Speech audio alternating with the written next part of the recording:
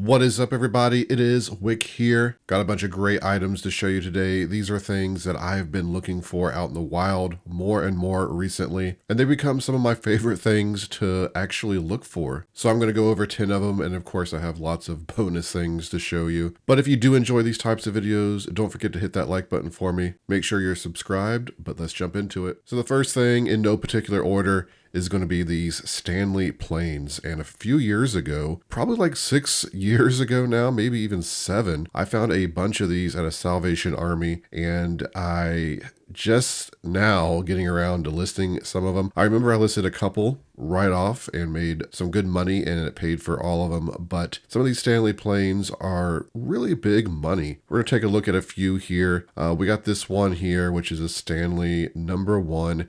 And when I was putting this video together, I got 4 left to research. I've been researching these. I'm like, a #1, I might have a #1. That might be the one down there. So I went and checked. It ends up it's a #3, which is still good because I think it's a $200 plane, but would love to find the #1 because it seems to be one of the most desirable ones. I've been learning a lot about these planes just by taking them apart, researching which ones I got, because they have different patent dates.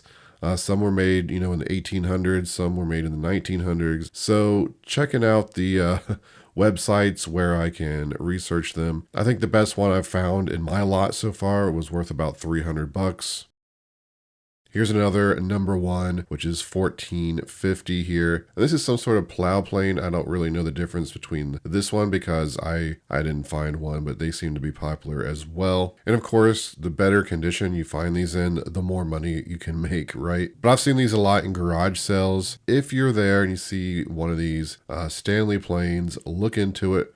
Worth buying for sure if it's cheap enough, because I think in general they sell between $75 and upwards to $2,000. I have a rare one now, which I started the auction at $50. I got one bid a few more days to go on the auction, so we'll see what happens with that one. But it's really rusty, so I don't know if it's going to do very well, which is one reason I decided to do an auction on that one, because there is one good one for $300 in better condition where I would have just done a buy it now. Also, not just Stanley makes planes, there's other companies.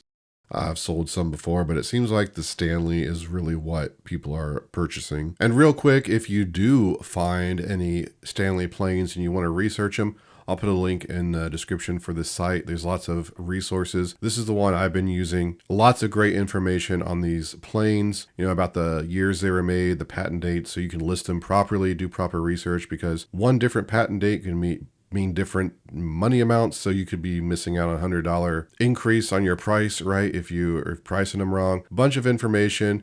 You can go down here and it'll ask you questions like, how many patent dates do you see behind the Stanley hand plane frog? Has the picture here, so you would say 0. Raised knob, and I've learned already just from this by spotting, if it doesn't have the raised, it's going to be older and probably worth more money. So let's just say it doesn't have it. The #7 anywhere on the bed, no. Lever cap, is it recessed or flat? We can say recessed. Ask a question about this piece, and then it'll eventually get to the point where it says results type 4 Stanley Bailey hand plane between 1874 and 1888.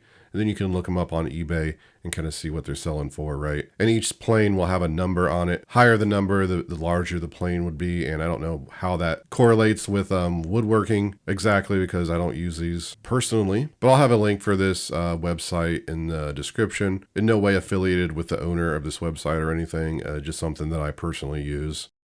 The next item on the list are going to be these vintage Vices. Woodworking Vices, and some of these are worth big money. I've been actively looking for Vices for 2 or 3 years now, but I was reselling for about 15 years. Well, I've been reselling for over 25 years, but on a level where I'm picking stuff from garage sales for 15 years and not really paying that much attention to Vices and some of these tools I'm going to be talking about in this video. So there's no reason, to potentially leave some of this stuff, out there. Just last week, I sold a Vice for $140.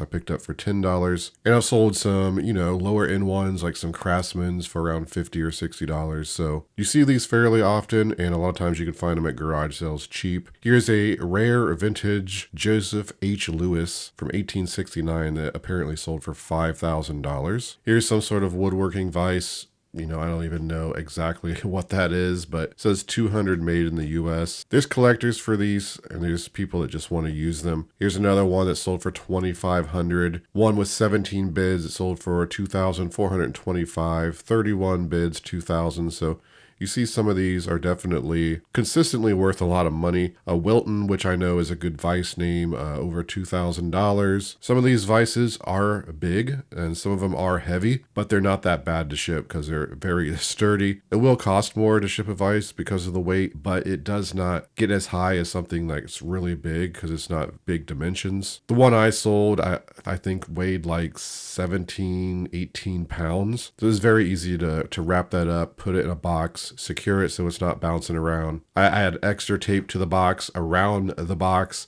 in every direction just to support it, and it arrives fine. So no need to worry about shipping these. They're not that bad. Here's some more Wiltons. This was from 1963. You can see a lot of these are rusty and kind of dirty. People will still buy them. So if you see something old like that and you think nobody will want it, well, they might want it if it's a good one, right?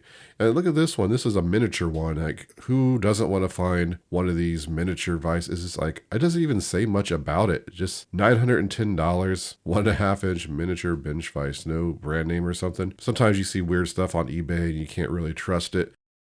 More Wiltons, it just depends on the name. And we're seeing a lot around, these high prices, but you could find Craftsman and just more basic available ones. I'm trying to think of another brand that's not that good I picked up recently as well. I got them for like $5, so they're worth selling for like 30 to 50 bucks on eBay, right? So let me know in the comments if you are buying vices and your best vice find. I've been having a blast actually looking for these. I was at a garage sale today, and the guy told me, hey, I got a bunch of tools in a shed. I went in there and it was just packed full of just random, kind of like junk everywhere.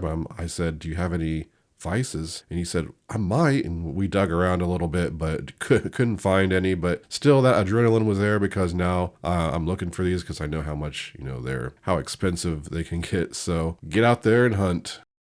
So these are also really fun to look for, mostly because I, again, have realized how much they can be worth because I found one, and as I was looking it up, I saw a bunch of others that were worth a bunch of money, and that's these Micrometers. The one I found, the Starrett one, I believe I sold for 120. I just shipped it out like a week ago, so paid $5 for that at a garage sale, not knowing it's worth money. It's something you could easily leave, because it doesn't look like it would be worth that much. Like, look at some of these tools. They look very basic, and you're seeing $1,800. Here's like a set for $1,300. And I'll be honest, I don't know what micrometers are even exactly used for. But that's the thing with tools. You really don't need to know how to even use the tool. You just need to recognize that it's something that people will buy and spend money on. Here's an incomplete set, $825. This is actually showing it's a digital bore set, which, again, $795. It's not really a micrometer, I don't think, but Starrett is a great brand of tools. And anytime you see Snap-on, Starrett, or some of these other brand names of tools, you gotta do some research on it, right? Because they can be big money, especially if they're priced very fair.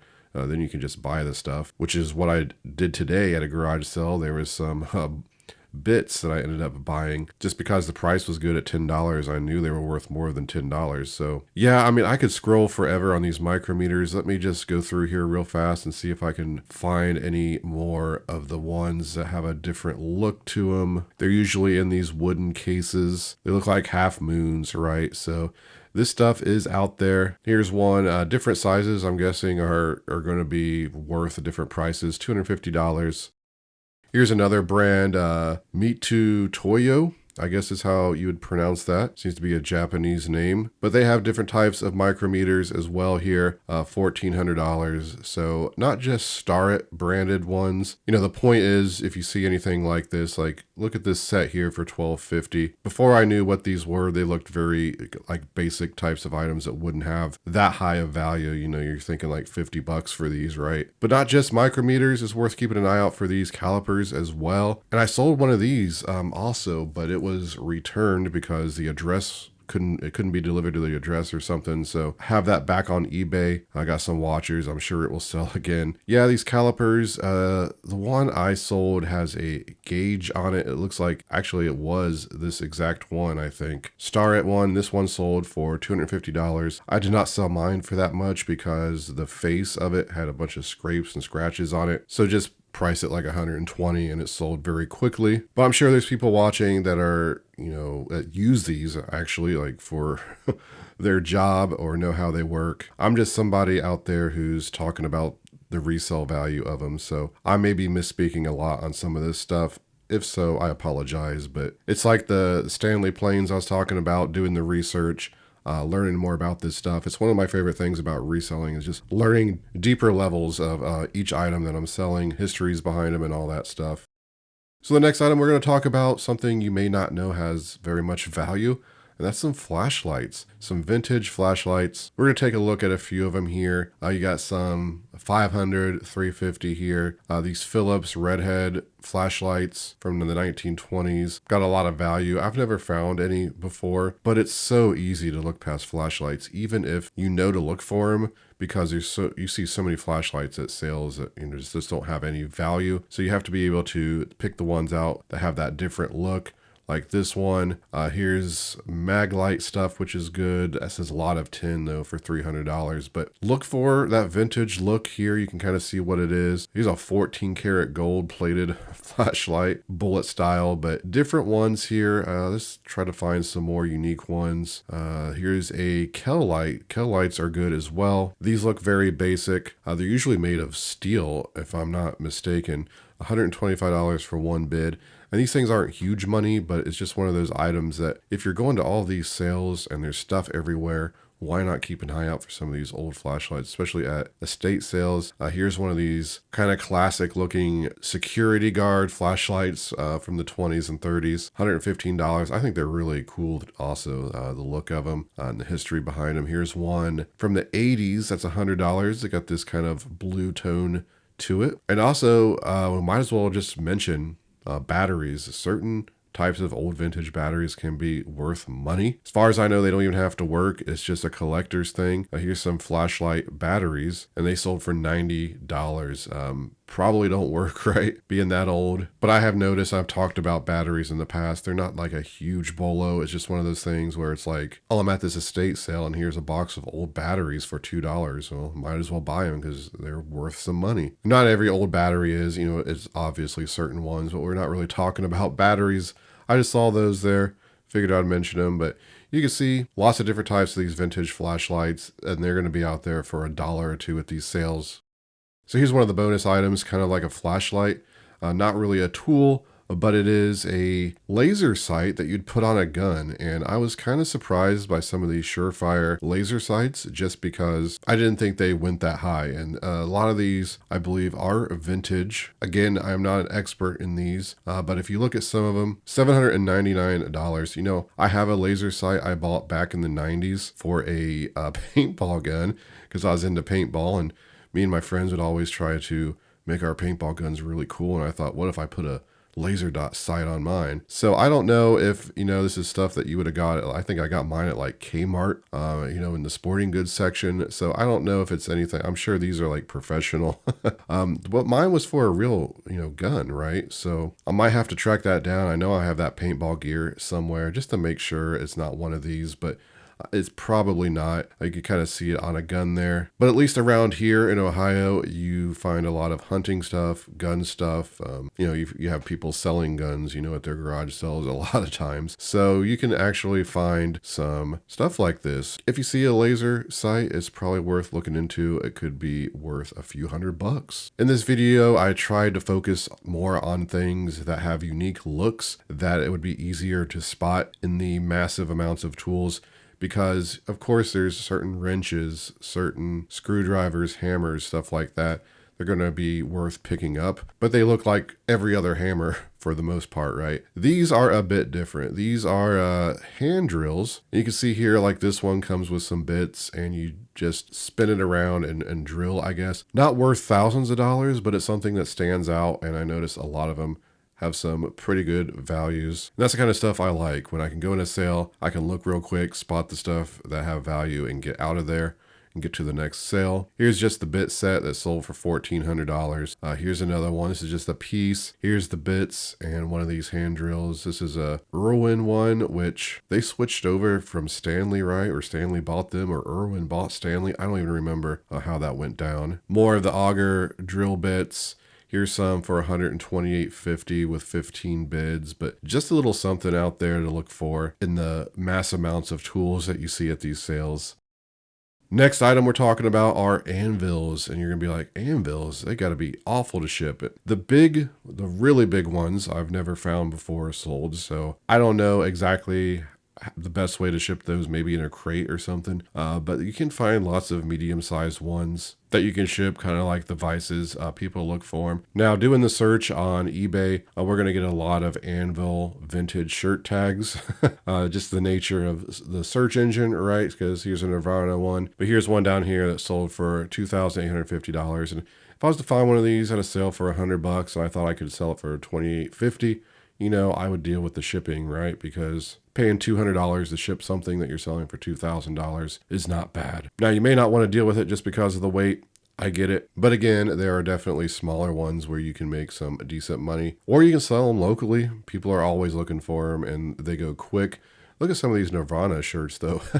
$2,000 with 28 bids with the Anvil tag. Nirvana shirts are just crazy money. A lot of vintage shirts like that. So we're kind of getting two bolos here, right? There's one for $1,900. He's an Ozzy Osbourne all over print for $1,000. Just thrown in there. Let's scroll down here a bit more and get to some of these smaller ones. Here's an 80-pound Anvil, which sold somewhere around $500. 56 pound. A lot of these are best offer. It's hard to tell exactly what they sold for. Look at all these vintage shirts though. Here's an 8.5 pound double horn French blacksmith Anvil. Again, I don't know anything about these, but 8.5 pounds, pretty good, right? For $425, easy to ship one of those. Here you can see someone's charging $57 for a 70-pound Anvil. Let me know in the comments if you've sold any Anvils and how you ship them. That'd be great information. I don't see these very often. And if I do, that's usually going to be sold to someone locally. Obviously, if it was a $1,000 one that I could get on eBay, I would sell it on eBay. But again, this is something that you find in barns and garages all the time. And you can sell them, make some pretty good money. Same with axe heads. I see axe heads all the time, and I'm always looking for the maker name on them because some of them are rare and desirable. They can be over $1,000. Of course, if you can get the full axe with an axe head on it, it's going to be worth more money, but usually the axe head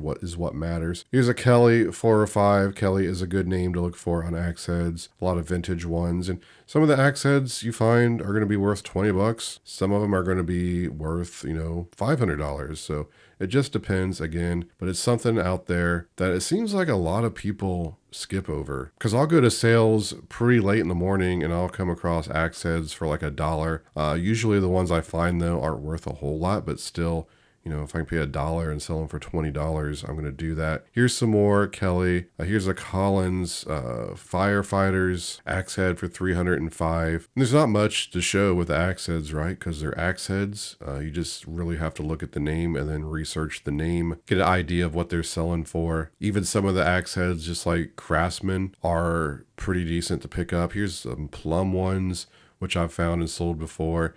The one I sold wasn't worth $258 though, unfortunately. But I've said this so many times, the hunt for me is what is really exciting about reselling. So anytime I see something where I know it has potential to have a lot of value, like an axe head or a Stanley plane or a Vice, I'm always getting excited when I see something like that. So it's just really fun for me. I don't know if anyone else is like that, because you're just trying to find the best piece you can. It's like a huge treasure hunt, scavenger hunt or something like that. So of course, making money is really good too.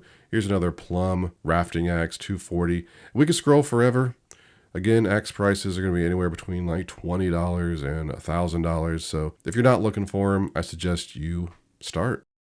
Here's another set of items I think is very easy to pick out amongst all the other tools, and that's going to be these chisel sets. A lot of times they're going to be in a box all together. They have the name printed on them. Usually some of them, some of these Japanese ones are good. You got the Stanley set here for $374. This set here is, it's even missing handles on some of them and still selling very well. I notice a lot of woodworking tools do sell good on eBay, some of the older stuff. So worth keeping an eye out for chisels as well. Easy to spot items, easy to tell what they are. Usually kept in a set, but like everything else, it's going to matter about the name and the age and all that. But once you identify them, then you can start researching them. Here's another item that I think is really cool to look for, because I think a lot of people just walk past this stuff if they see it at a sale. These are multi-tools, mostly the Leatherman stuff, and they look just like any other multi-tool, but they're made by Leatherman, and people pay up for these. You can see around $300, $275. Lots of good comps on these. Multi-tools, if you're not familiar, just fold out to pliers. They got knives in them, can openers, all that kind of stuff. I used to be obsessed with these when I was younger. I thought they were the coolest thing ever, and I had a few different ones. Of course, as a kid, you don't care about the brand, so I don't know if I had any Leatherman ones or not. Just basically stuff my dad would bring in from an auction or something, and I would get it. These are the type of things that you can find at rummage sales, garage sales, and people have them in their toolbox or their drawers, and they price them like a quarter, $1, $5, probably the most. Unless they know what they are, then you might have to pay up a little bit. Even if somebody knows what they have and they price them $20 or $30 and you can flip them for $200, that's still worth it, right? But there it is, everybody. That's going to be my top 10 items I've been looking for more recently. Been excited to get out there and look for. If you enjoy these types of bolo videos, you know what to do. Hit that like button for me. Make sure you're subscribed. Helps the video out. Encourages me, to keep going and making these. But you can find me on Twitter, Instagram, and TikTok, flipping_junk. And this has been Wick. Till next time.